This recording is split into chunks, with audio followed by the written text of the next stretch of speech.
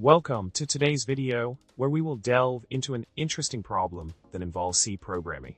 In this problem, we have a code snippet that includes two function declarations, each with multidimensional arrays as arguments and a global variable. The dimensions of these arrays are determined by complex expressions involving increment operators.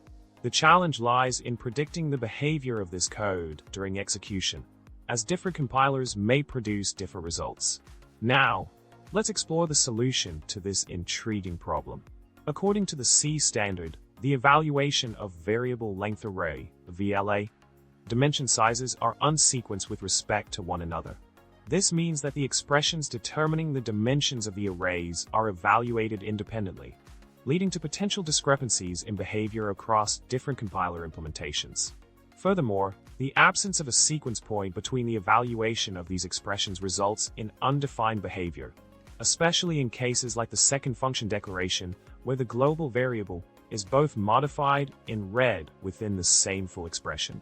In summary, the code provided showcases the complexities of C programming, particularly in the realm of VLA dimensions and sequence points. While the behavior of the code may vary between compilers, certain aspects like the undefined behavior in the second function declaration remain consistent. Remember to subscribe to our channel for more intriguing programming challenges like this one. Don't forget to hit the like button and share your thoughts in the comments below. Until next time, happy coding!